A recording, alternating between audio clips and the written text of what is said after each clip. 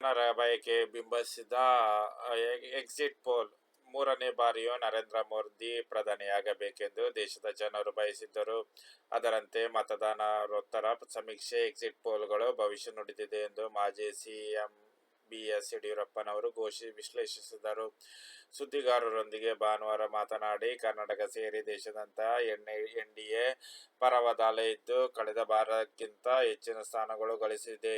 ಮೋದಿಯವರು ಅತ್ಯಧಿಕ ಬಹುಮತದಿಂದ ಗೆಲುವು ಸಾಧಿಸುವ ನಿಶ್ಚಿತವೆಂದು ವಿಶ್ವಾಸ ವ್ಯಕ್ತಪಡಿಸಿದರು. ಸಮೀಕ್ಷೆಯಲ್ಲಿ ಎನ್ಡಿಎ ಪರ ಅಲೆಯುತ್ತಿರುವುದು ನಿಚ್ಚಳವಾಗಿದೆ. ಕರ್ನಾಟಕದಲ್ಲಿ ಕಳೆದ ಬಾರಿಗಿಂತ ಕಡಿಮೆ ಸ್ಥಾನ ಗಳಿಕೆ ಬಗ್ಗೆಯೂ ಪ್ರಸ್ತಾಪಿಸಿದ್ದು, ಜೂನ್ 4ರಂದು ನೋಡೋಣ ಎಂದು ಉತ್ತರ ನೀಡಿದರು. ಹೊಸ ಇತಿಹಾಸ ಸೃಷ್ಟಿ. ಮಾಜಿ ಸಚಿವ ಡಾ ಸಿ. ಎನ್. ಅಶ್ವತ್ಥನಾರಾಯಣ ಪ್ರತಿಕ್ರಿಯಿಸಿ, ಎನ್ಡಿಎ ಹೊಸ ಇತಿಹಾಸ ಸೃಷ್ಟಿಸಲಿದೆ. ಶೇಕಡ 50ಕ್ಕಿಂತ ಹೆಚ್ಚು ಮತ ಗಳಿಸಿ ಹೆಚ್ಚಿನ ಸ್ಥಾನಗಳನ್ನು ಗೆಲ್ಲಲಿದೆ ಎಂದರು. ಉತ್ತಮ ಅಭಿವೃದ್ಧಿ ಕೆಲಸಗಳು, ಜನಪರವಾಗಿ ಒಳ್ಳೆಯ ಸುಧಾರಿತ ಕ್ರಮಗಳು, ಭರವಸೆದಾಯಕ ಆಡಳಿತ ಜನರ ಮೆಚ್ಚುಗೆ ಪಾತ್ರವಾಗಿದ್ದವು. ಸಮೀಕ್ಷೆ ವರದಿಗಳು ಇವೇ ಅಂಶಗಳನ್ನು ಎತ್ತಿ ಹಿಡಿದಿವೆ ಎಂದರು. ರಾಜ್ಯದಲ್ಲಿ ಕಾಂಗ್ರೆಸ್ ಗ್ಯಾರಂಟಿಗಳನ್ನು ಹೆಚ್ಚಾಗಿ ನೆಚ್ಚಿಕೊಂಡಿತ್ತು. ಲೋಕಸಭೆ ಚುನಾವಣೆಗೆ ನಾಯಕತ್ವದ ಬಗ್ಗೆ ಸ್ಪಷ್ಟಪಡಿಸಲಿಲ್ಲ. ಸ್ಥಳೀಯ ವಿಷಯಗಳ ಬಗ್ಗೆ ಹೆಚ್ಚು ಫೋಕಸ್ ಮಾಡಿತು. ಇಷ್ಟಾಗಿಯೂ ಕೇಂದ್ರ ಸರ್ಕಾರದ ಅಭಿವೃದ್ಧಿ ಕಾರ್ಯ ಮೋದಿ ಅವರ ವರ್ಚಸ್ಸಿನ ಮುಂದೆ ಅವರ ಆಟ ನಡೆಯುವುದಿಲ್ಲ ಅಶ್ವತ್ಥನಾರಾಯಣ ಹೇಳಿದರು. ಇಂದು ಭವಾನಿ ಜಾಮೀನು ಭವಿಷ್ಯ. ಸಂತ್ರಸ್ತ ಮಹಿಳೆ ಅಪಹರಣ ಪ್ರಕರಣದಲ್ಲಿ ಎಸ್ಟಿಎ ವಿಚಾರಣೆಗೆ ಹಾಜರಾಗದೆ ತಲೆಮರೆಸಿಕೊಂಡ ಭವಾನಿ ರೇವಣ್ಣ ಸೋಮವಾರ ನಿರೀಕ್ಷಾ ಜಾಮೀನಿಗಾಗಿ ಹೈಕೋರ್ಟ್ಗೆ ಅರ್ಜಿ ಸಲ್ಲಿಸುವ ಸಾಧ್ಯತೆ ಇದೆ. ಜನಪ್ರತಿನಿಧಿಗಳ ವಿಶೇಷ ನ್ಯಾಯಾಲಯದಲ್ಲಿ ಜಾಮೀನು ಅರ್ಜಿ ವಜಾಗೊಂಡಿರುವುದರಿಂದ ಬಂಧನ ಖಚಿತ ಎಂಬುದು ಮನಗಂಡಿರುವ ಭವಾನಿ ರೇವಣ್ಣ ಅರ್ಜಿ ವಿಚಾರಣೆ ಪ್ರಕ್ರಿಯೆಗಾಗಿ ಕಾಯುತ್ತಿದ್ದರು ಎಂದು ತಿಳಿದು ಬಂದಿದೆ.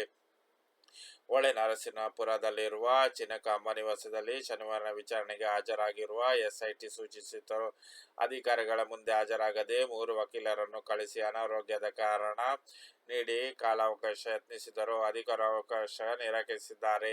ಹೈಕೋರ್ಟ್ನಲ್ಲಿ ನಿರೀಕ್ಷಣಾ ಜಾಮೀನು ದೊರೆತರೆ ವಿಚಾರಣೆಗೆ ಹಾಜರಾಗಬಹುದು, ಇಲ್ಲವಾದರೆ ಎಸ್ಐಟಿ ಮುಂದೆ ಶರಣಾಗಬಹುದು ಎನ್ನಲಾಗಿದೆ.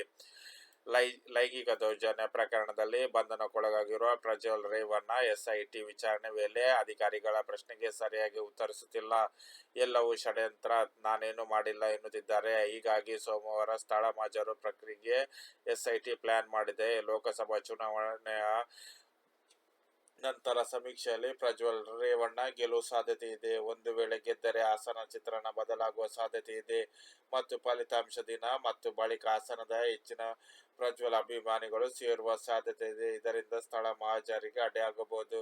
ಈ ಕಾರಣಕ್ಕೆ ಎಸ್ಐಟಿ ಅಧಿಕಾರಿಗಳು ಸ್ಥಳ ಮಹಾಜರಿಗೆ ನಿರ್ದೇಶಿಸಿದ್ದಾರೆ. ಎಸ್ಪಿ ಸುಮನ್ ಪಾನೇಕರ್ ನೇತೃತ್ವದಲ್ಲಿ ಮಹಿಳಾ ಅಧಿಕಾರಿಗಳಿಗೆ ಪ್ರಜ್ವಲ್ ರೇವಣ್ಣ ಅವರ ವಿಚಾರಣೆ ನಡೆಸುತ್ತಿದ್ದಾರೆ. ಹೇಳಿಕೆ ದಾಖಲು ಮಾಡುವುದು, ಸಾಕ್ಷಿ ಪರಿಶೀಲನೆ ಎಲ್ಲವನ್ನೂ ಆ ಅಧಿಕಾರಿಗಳು ಮಾಡುತ್ತಿದ್ದಾರೆ. ವಿಡಿಯೋ ಇಷ್ಟವಾದರೆ ಚಾನಲ್ ಲೈಕ್ ಮಾಡಿ, ಸಬ್ಸ್ಕ್ರೈಬ್ ಮಾಡೋದು ಮರಿಬೇಡಿ.